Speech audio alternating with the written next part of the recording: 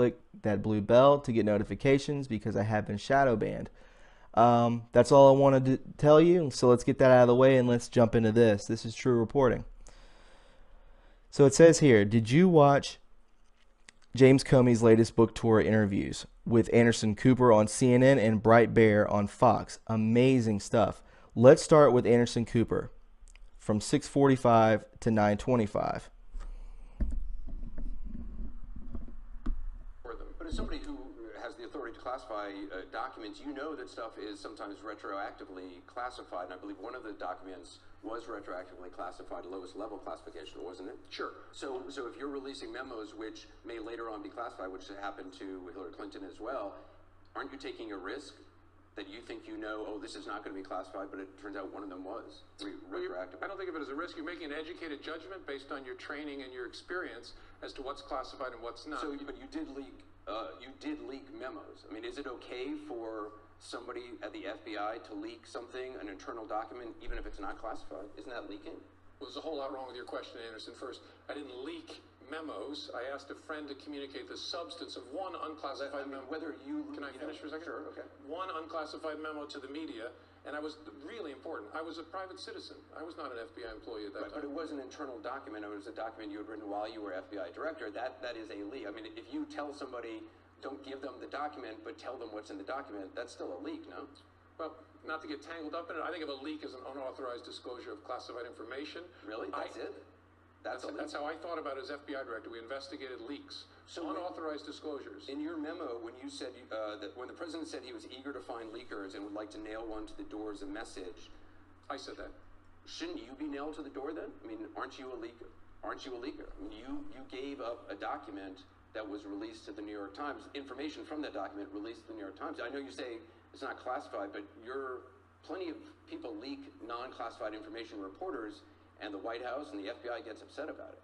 The FBI gets upset when people make unauthorized disclosures of protected information. There was nothing protected about this. It wasn't classified. It wasn't privileged. So when you were FBI director, it's also in my book. So when you were FBI director, if somebody on your team had given a friend documents that they were writing that you were involved with and said, oh, you could just tell the New York Times what's in this document, you wouldn't have had a problem with that? Well, depending on what was in the document. But even if it's not was it protected information? Was it investigative information? Was it classified information? Was it grand jury information? So I guess I'm surprised that you only think leaks, officially a leak is something that's classified. Yeah, the reason I hesitate is that's how I think about it as a lawyer and as the director of the FBI. In practice, the term gets applied to a broad range of things, so I totally get it. I intentionally gave this information to a friend, intending that it be out in the media. I wanted it to get out in the media. Right. As a private citizen, I could do that and did that, just as I've written about it in my book. All right. The next question comes from Victoria Lopez. Victoria is she's a senior studying history. And by the way, I should also point out, you're going to be co-teaching a course here at William and Mary in the fall. Yes. Okay, cool. Victoria? Good evening. With the recent release of your memos, do you still think that you are suitable to teach a course on ethics and leadership, and why? I do, for the reasons I said. I mean, the facts really matter, and I believe that I acted appropriately, and I handled the memos appropriately, created... So, yeah, there you go.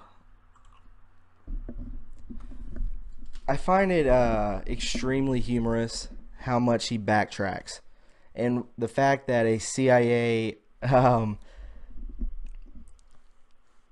CIA spy like Anderson Cooper is interviewing this guy. So I don't know. It looked like Anderson was going at him, but you can't trust anything. So we'll continue on. Cooper begins by rightly reminding Comey that by disclosing government material, even if it is unclassified, he is exposing himself to the risk of retroactive classification.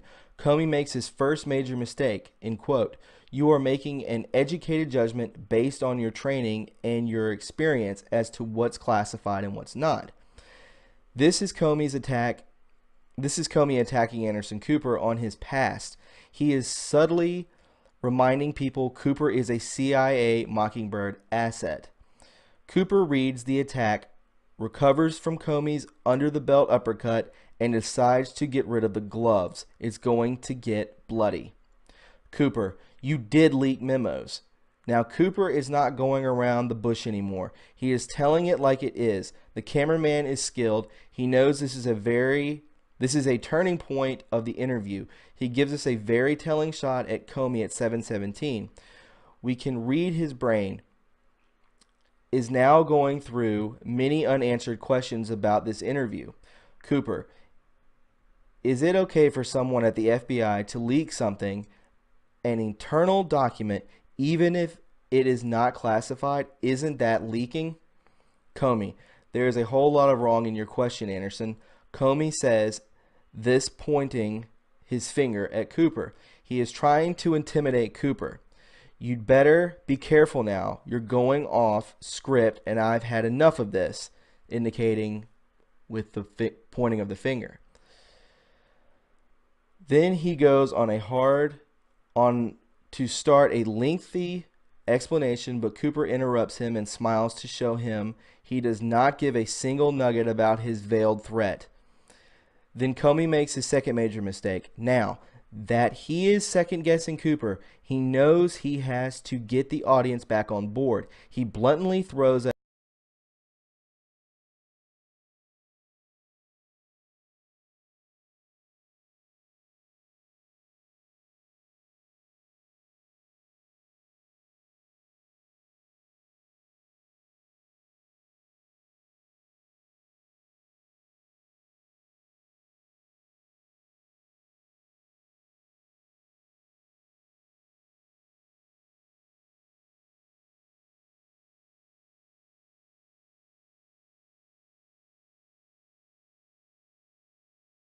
you know what is.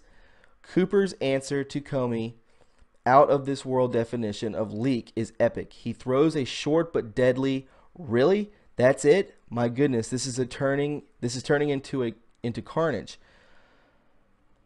Comey tries to recover by reminding him he used to investigate leaks, so he must know. Wow. Have you ever seen a boxer trying to wipe away the blood on a wound and ending up messing up his whole face? At 7:59, Comey looks down nervously. This is him thinking, Cooper betrayed me. I thought he was on our side. This is not what Clapper told me. Pompeo probably turned him. I should have refused his invitation.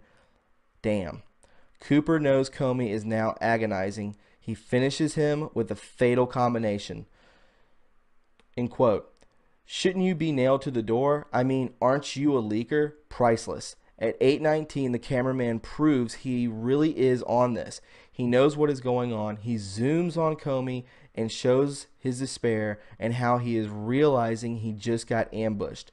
Cooper puts the last nail in the coffin with a nonchalant, I am surprised that you think a leak is officially only something that is classified. The former director of the FBI now has to pick up the slowly rolling ball with a broken back, and not as a professional player, but as a little ball boy who just got hired. The next day, it's Bright Bayer's turn on Fox Video. Here, in addition to Comey redefining leaking too, he learned he did not know who funded the Steele dossier. He used it to get a FISA, mentioned it in a meeting with the president, but did not even know the details about its origin. So Comey, pick a card. Either you are lying to us or you should have never been director of the FBI in the first place. Now let's go back to Cooper and see what Comey has to say about the deep state. I'm just going to read the quotes. There's no deep state, but there is a deep culture. This is very interesting. Do you know what Comey is really saying here? He is, in fact, saying the opposite of what one would say after thinking primary analysis. He is saying if you only knew, what we have is way more powerful than just having infiltrated government institutions. We have infiltrated everything. We are everywhere. We are wherever culture is. We have swallowed and digested the deep state. Do you see it? Look, image 1. A higher loyalty. Truth lies in leadership, James Comey. A higher loyalty.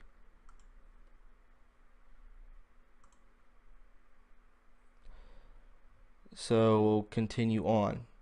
A higher loyalty. Comey is telling us his loyalty is higher than the one the president, the institutions, or even the nation can expect. Who is he loyal to? To the leader of what he calls the deep culture? What do you think the deep culture is, and who is the leader? Let's read Q10. Remember, the FBI and MI have an open investigation into this Clinton Foundation. Why did Comey drop this? Who was the FBI director during the Haiti crisis? How many kids disappeared? How much money was sent to the Clinton Foundation under disguise of Haiti relief went to Haiti? What countries donated big money to the Clinton Foundation and why? How much was owed by accepting? When she lost, how would this be repaid? What did Obama do with cash just prior to leaving office? Repayment to those who donated for favor, access, dig again. Good people were forced into bed with this evil under personal and family threats. Could you live with yourself helping to cover up such evil, despicable acts if given a safe way out? These people worship Satan. Some openly show it. This is intense stuff. Okay, so we'll go down here. It says, Q3, many in our government worship Satan. Now know this. In their language, culture means cult. Art means ritual. Wasn't the first form of art the making of idols? Research Terah, Abraham's father. Now it's time to rewatch this. The Q10 is Q telling us people were offered a way out. Some, like Mueller and Rosenstein, took it. Let's think logically. If Comey dropped the investigation into the Clinton Foundation and Mueller was the FBI director when Haiti happened, it means Mueller launched the Clinton Foundation investigation. This is what Q means here. In quote, good people were forced into bed with this evil under personal and family threats.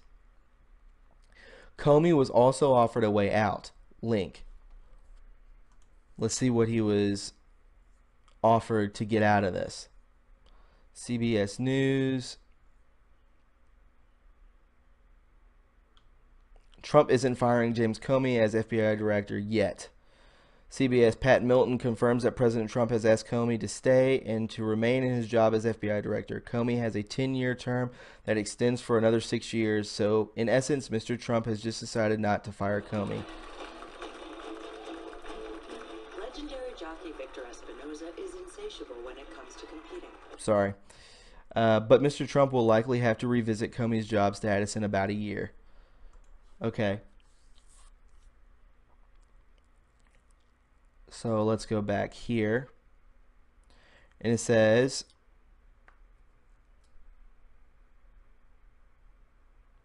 but he did not take it.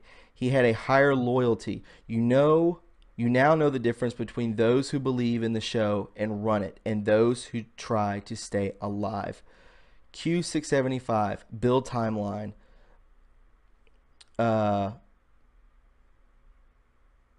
Antone Scalia, 187. HRC investigation, pivot points, image 3.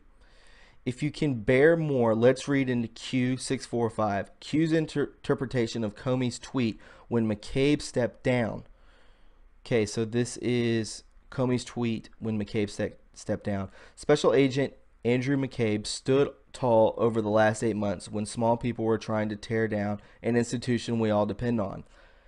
He served with distinction for 2 decades. I wish Andy well. I also wish continued strength for the rest of the FBI. America needs you.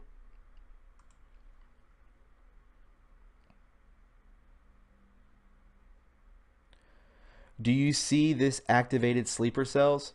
This is the armed wing of the deep state culture Comey is talking about. It's everywhere from ISIS to your next door neighbor. And Q is telling us it can be activated for what? False flags and ritualistic sacrifices.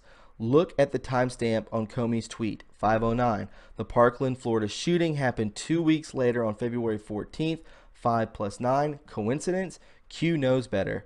On February 14th, 2018, the day of the Florida shooting, he posted this, Q759.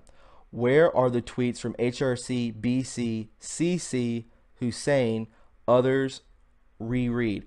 The shooting today? Do you believe in evil? Make no mistake, they will all pay the price. Q. So, there's a lot going on here. I think this is very dipping in very deep into the deep state and the whole satanic culture. And these people are sick, right? So if you enjoyed that, I know it was short, but if you enjoyed that, please subscribe and give me a thumbs up.